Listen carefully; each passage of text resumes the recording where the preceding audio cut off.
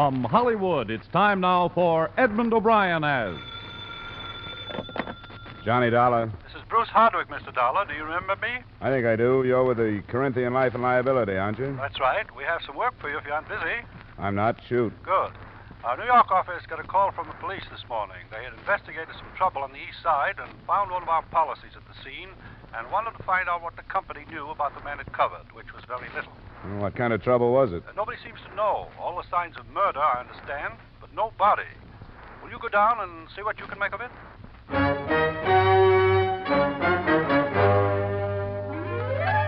Edmund O'Brien in another adventure of the man with the action-packed expense account.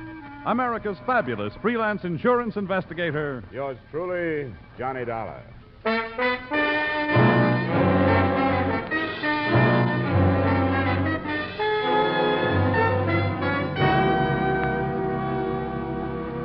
Expense account submitted by Special Investigator Johnny Dollar to Home Office, Corinthian Life and Liability Insurance Company, Hartford, Connecticut. The following is an accounting of expenditures during my investigation of the Richard Splain matter. Expense account item 1, $35 trip from Hartford to the scene of the crime. A part of Manhattan where the citizens have been conditioned to sleeping through screams, gunshot, and even the odors. I was met by a homicide sergeant, and the tenement flat he took me to lived up to its first description. It did bear all the signs of murder, except a body.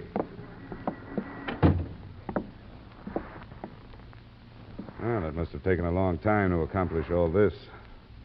The place rented in the name of Richard Splain. Yeah. What's the address on his insurance policy? The number on 2nd Avenue.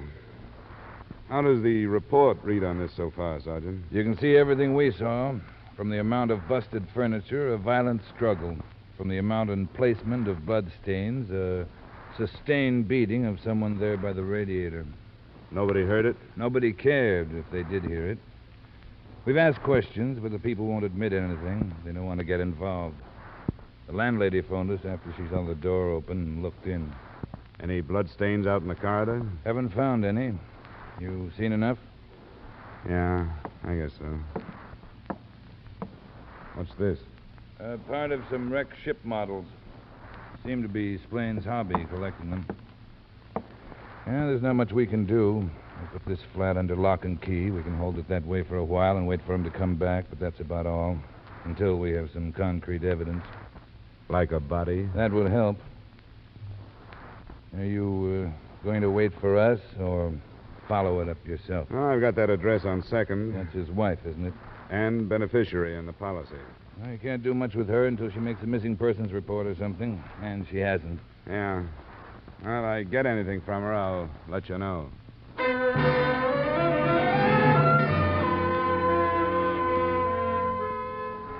Expense account item 2, $1.50 taxi to the 2nd Avenue address. Mrs. Splain was a rather dumpy blonde with tousled hair and half-applied lipstick. She obviously didn't want me to come in.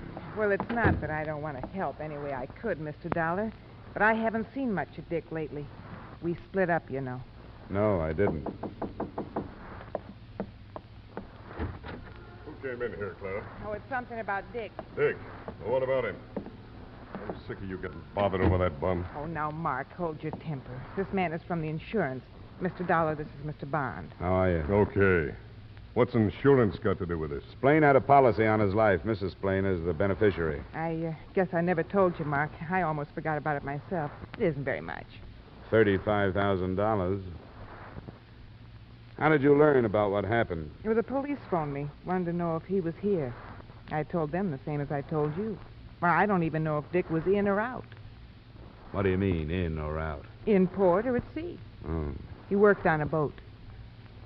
In his policy, he listed his occupation as a carpenter. Well, he used to be. But since the war, he's been a ship's carpenter. He's away all the time. That's one of the reasons I dumped him. That wasn't the worst. Mark, you talk to Mr. Dollar while I go on and put the rest in my mouth. Oh. I feel like I'm not half dressed. Well, what do you want to know about him? Whether he's dead or alive. You think he'd call Mrs. Splain if he was hurt and in trouble? No. I know for sure he wouldn't.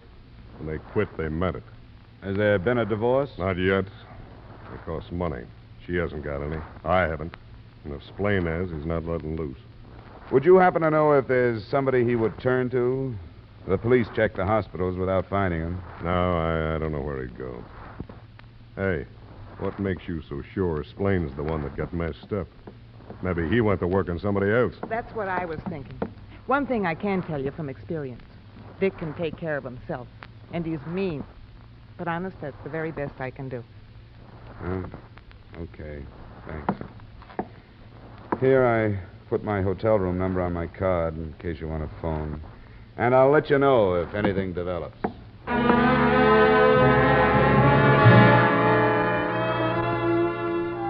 Expense account item 3, $1.50 to Splain's flat. I decided that it would be easier to learn there the name of his last ship. And with that, I hoped to find someone who was closer to him than his wife. Sergeant Burns was no longer there, but a lie or two got a pass key from the landlady, and I went in. The top drawer of a battered bureau produced not only what I was looking for, but more. The name of the ship was the Tangier, and an envelope that contained a seaman's papers also contained a small address book with enough names and addresses to keep at least one investigator happy. I started to jot them down, but got no more than halfway through.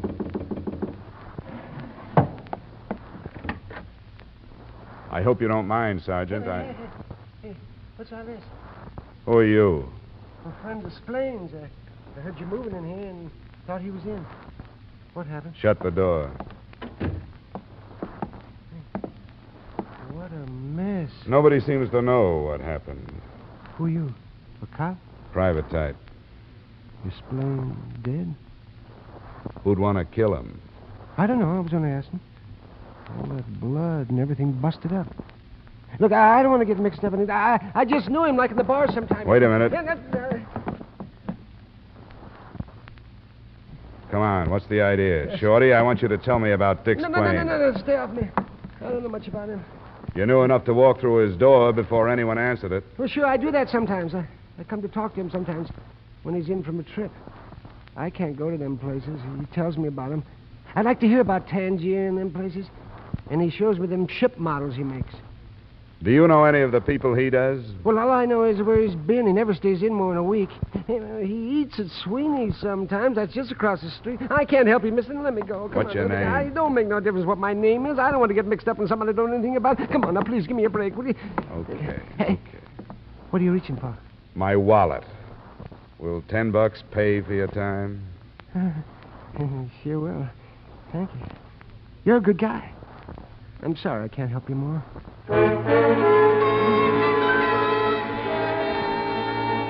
Expense account item 4, $10 peace offering. I had a feeling I'd paid for lies with it and covered the possible loss by tailing the rabbity little man to an address a few blocks away. His name turned out to be Paul Krell. What was left of the afternoon was spent on routine legwork, and at 6 I was on the phone in my hotel room. Sergeant Burns. This is Dollar, Sergeant. Oh, how'd you make out? I've got nothing. Splain and his wife separated and can't afford a divorce. She's taken up with a guy named Mark Bond. But they both say they haven't seen or heard from Splain for a long time. Yeah, a lot of people don't know anything about that guy.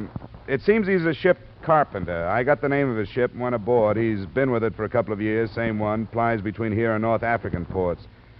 Those people don't know much about any of their crewmates' shore life, so I didn't get much. Few names I can check tomorrow. What's the ship? The Tangier, white flag line, Pier 80 on the East River. Have you run into anything? I'm still waiting. Well, you've got my hotel. Yeah, thanks for calling, Dollar. Something may turn up tonight. If it does, I'll phone you first thing in the morning.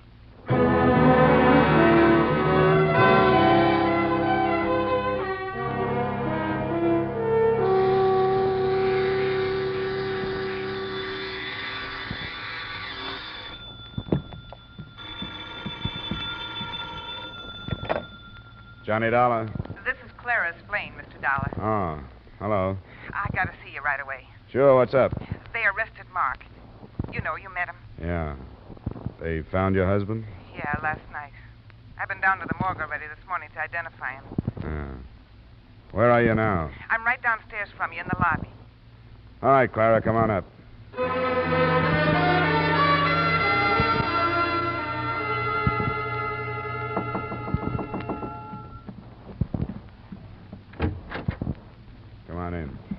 tell him about us marking me? Nothing that would put the heat on Mark by itself. If they're holding him, they must know more. I think he's lying myself. He couldn't prove where he was when the police said my husband died. Are you sure you didn't mention that $35,000 policy to Mark? I don't think I ever did. No, I'm sure of it. Why did you come here? What do you want me to do? I'm trying to get up my nerve, Mr. Dollar. The real reason that I left Dick was because I found out something awful that he was doing. Such as? He built little boats, models, and they were hollow. He brought dope into the country inside of them. I didn't tell the police that because I was afraid of what they'd do to me for knowing all this time. You should be.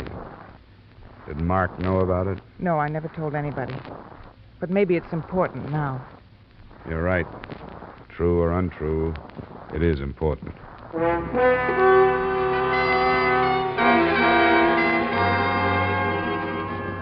On the way back to the Splain flat, I lined up the things that bore out her story. 1, the remains of the ship models in his wrecked room. 2, the possibility that Paul Krell may have been a narcotics buyer. And 3, the address book that could have contained a list of customers. But I didn't have a chance to do any more probing when I got there. The place was under police investigation. That's far enough, mister. Nobody goes inside. Sergeant Burns up there? What of it? Well, I've been working with him on this. My name is Dollar, insurance investigator. All right. I'll pick you up. Thanks. What's all the activity? Uncover something? Just another body. What? Yeah. First, not enough. Now, too many. Who can figure these things?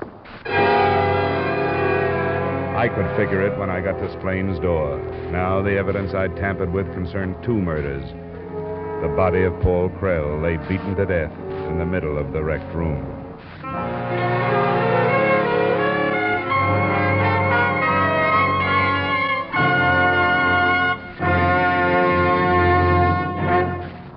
In just a moment, we'll return to the second act of yours truly, Johnny Dollar, starring Edmund O'Brien. But first, how's for trying to sing it again tonight?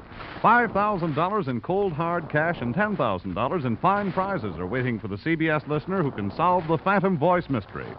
Dan Seymour will be on hand with those coast-to-coast phone calls again.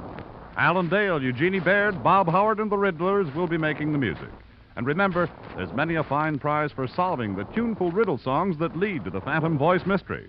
It's an hour of fun and music to entertain you and perhaps pay off every Saturday night on most of these same CBS stations. Here's Sing It Again tonight, won't you?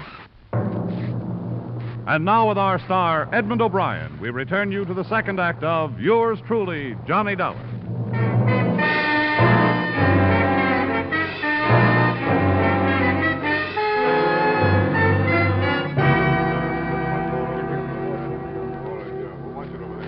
Sergeant Burns. Yeah?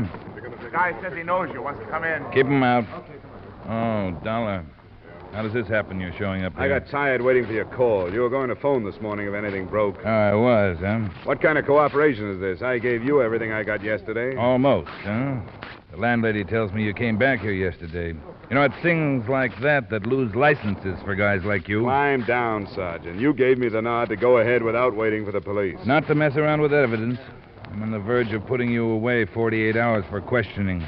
Don't talk me into it if you don't want to go. Stay out of my hair. Okay, Sergeant. I guess we've put our cards on the table. What'd you come back here for yesterday? To get the name of Splain's ship. I figured it would be easier to get it here than by making the rounds of the hiring halls. I told you what I got out of it, a few names. Come here.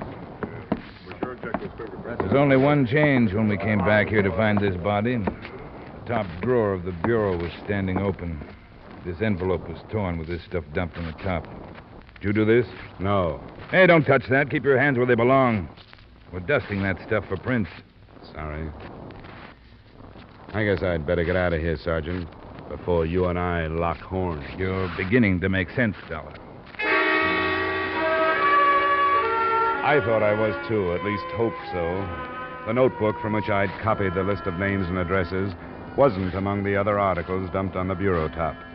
But Sergeant Burns' threat to hold me for 48 hours made it easy to keep my mouth shut about it and about my having met Krell.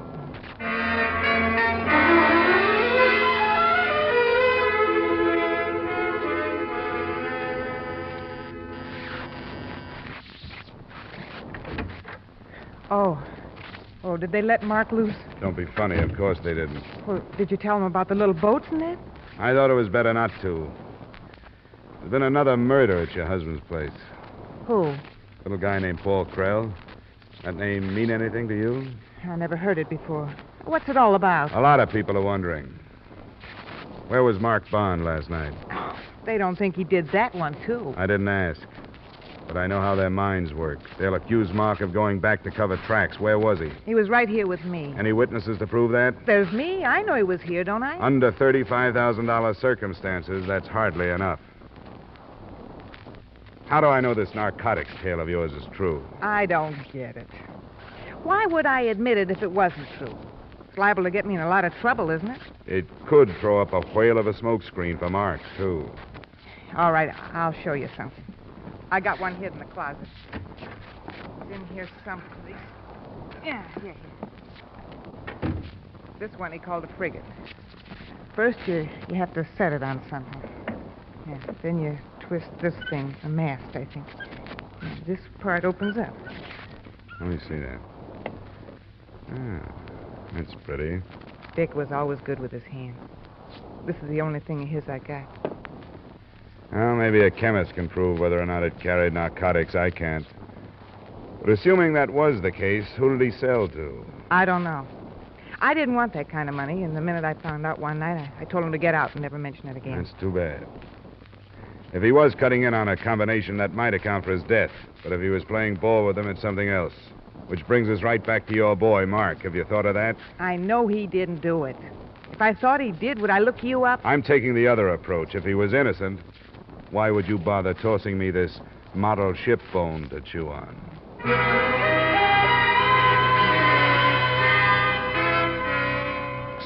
Expense account, item 5, $25, blanket item covering transportation for the rest of the day. At the address of Paul Krell, I learned what I believed to be the truth. That his association with Splain was no more than a friendly one. From the list of names I'd copied, I picked Jerome Kentner, who had the closest address. An apartment about $250 a month away from the park. Yes? Mr. Jerome Kentner? Yes.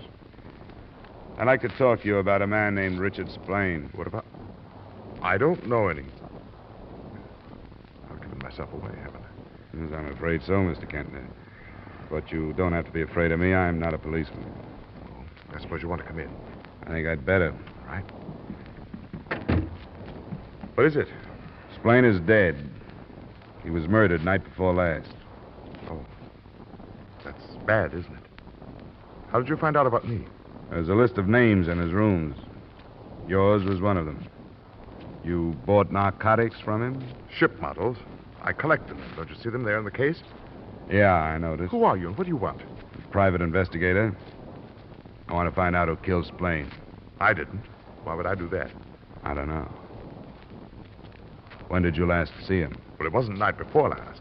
I don't think I have to answer all these I don't questions. want to blackmail you into answering them, but I will if I have to. It was last week sometime. Tuesday, I think. How well did you know him? I met him, that's all. Met him through a friend of mine. What's this friend's name? Go ahead and blackmail. I'm not talking anymore. Huh? Suit yourself. I'll leave my phone number in case you change your mind.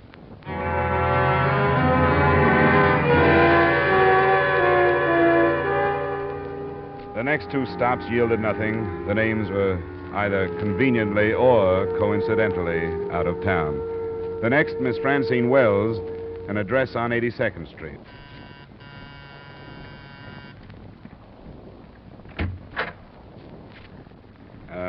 Miss Francine Wells, please. In regard to what? Well, I'd rather tell her if you don't mind. I'm afraid I'll have to insist. Are you a salesman? No, I'm not a salesman. It's Miss Wells in... Young man, you'll have to tell me who you are. Someone for me, Dad? I was expecting Fred, remember? Yes, I remember, and this gentleman is not Fred. Oh? Good afternoon. Hello. I'd like to talk to you if I could, Miss Wells. What about? I don't know you, do I? No, you don't, but it's important that I speak to you in private if possible. Dad, be a good guy and go in the other room for a minute. And leave you alone with this stranger? I will not. Come on, it's probably something about work. Oh, if it is, why must it be so private? I'll tell you later. And if I need help, I'll scream. No, if it is that private, keep it low. He'll be listening. What's it all about? Richard Splain. Who? Richard Splain. Who did you ask for here? I mean, there's been a mistake. You must have come to the wrong place. If your name is Francine Wells, I haven't. It was that name and address I found in this flat. How on earth would my name and address get into the apartment of a man I never heard of? Unless we have mutual friends or something. Well, maybe you do. Your name was only one of a dozen or more. I don't understand at all. Who is this Richard Splain? Well, maybe you knew him without knowing his name. He sold narcotics. He's been murdered. No. What'll I do? I am a pushover for a shocker, aren't I? I'm sorry, it just worked out that way. You aren't sorry. Well, sit down. I guess you're going to stay a while. I'll stand up. I knew this day would get here. I dreamed about it. Here it is. What happened? Well, I'm not being paid to press the narcotics charge. I'm trying to find out who killed him. Being paid? By his insurance company. When did you see him last? A day or two ago. What are these names you mentioned? So far, all customers. You have the list? I made a copy of it. And you think that one of them is the name of whoever killed this Splain? I really didn't know his name. How did you run into him? I don't think that's important. I was introduced to him by a friend. Not a man named Mark Bond, by any chance? Or a woman named Clara, Splain's wife? No, I don't know anything about him. Just enough to watch for the date of his ship when it was due to arrive. I suppose the government men will be the next to show up at my door. Hmm? It's not up to me. I can't promise you any help, but I want you to look at this list of names and tell me if you know any of them. Anything I can do, I will do. No, I don't know any of them. I feel sorry for them. I don't want to sound as if I feel sorry for myself. I don't. I was going to say I thought he deserved to be killed, but it's not his fault any more than it's the fault of... Oh, what difference does it make? I want to leave my card with you in case there's something you haven't told me. I'll jot down my hotel.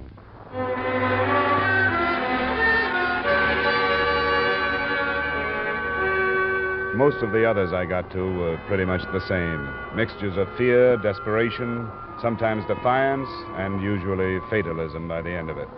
I arbitrarily set the name J.L. Tucker as the last for that day. He lived in a cold water spread close to Greenwich Village, and he was different. Doesn't make any difference who knows it. I've been through these things before, so you're wasting your time. You ask me how I got in touch with Splain? I knew his wife, that's how. She was shilling for him before they got tired. Go ask her. Here's her address.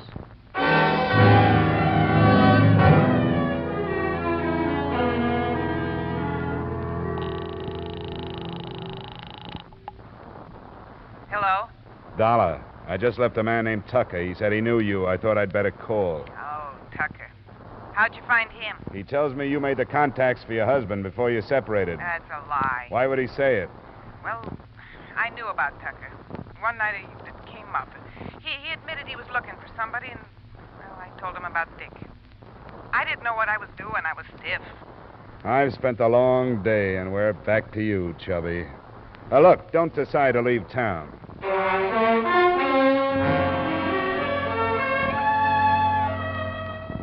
Expense account item 6, $4 dinner at my hotel. Item 7, same amount, few brandies at the bar.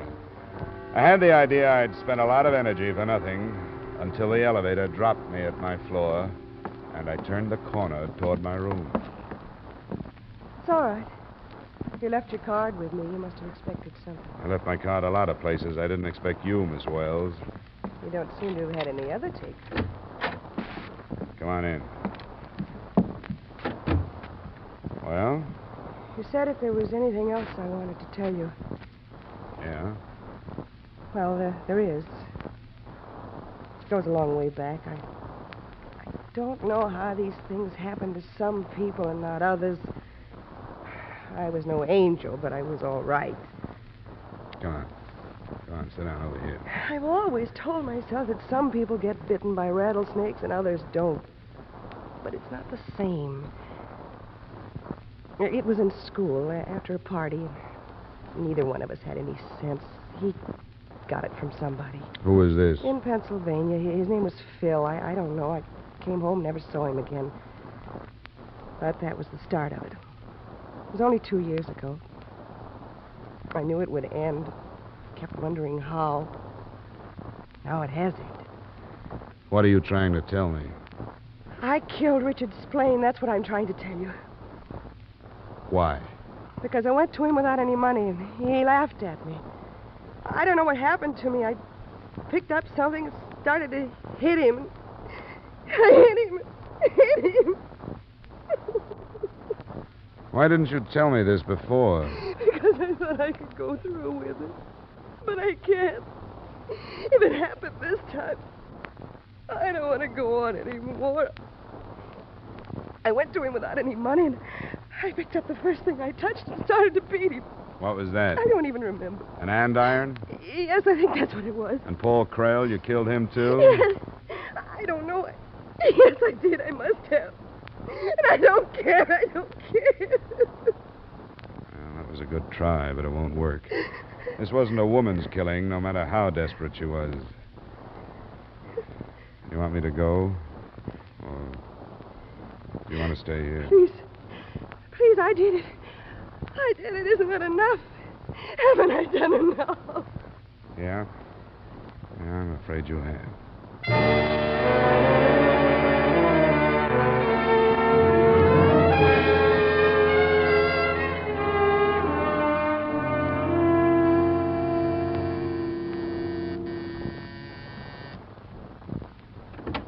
Yeah? Oh, it's you. Where's my daughter? I want to talk to you about her. Where is she? Mr. Wells, somewhere in this apartment, if you haven't destroyed it, there's a piece of very important evidence. What's that you say? A notebook containing a lot of names, among them your daughter's. Oh, she told you this? Hardly. She was trying to protect you. She confessed to killing Richard Splain. They haven't arrested her. Not yet. She was lying, you know that. I'm afraid I do, Mr. Wells. Oh, I'm glad. I told her about it after I heard you leave. Are you married? No. If you were, and you were my age, and had a daughter, you'd understand. You know what it's like to watch her change. I didn't know for a long time. I wondered, and I followed her. And when I learned the truth, I killed him. Surely you don't blame me.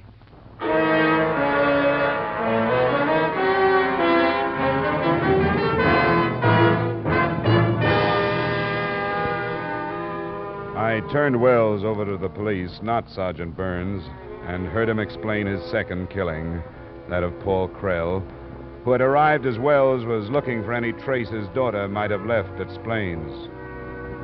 Remarks? Don't question the policy payoff to Clara Splain, in spite of the fact that she hardly deserves it. Expense account item 7, same as item 1. Expense account total, $375. Yours truly, Johnny Dollar.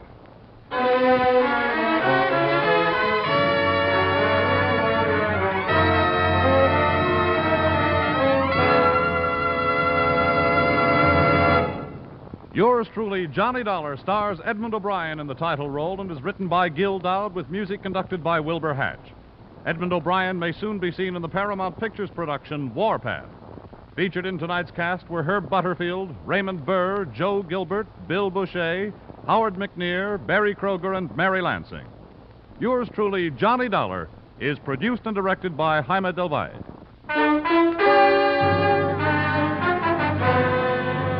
This is Bob Stevenson inviting you to join us next week at this time when we'll again bring you Edmund O'Brien as... Yours truly, Johnny Dollar.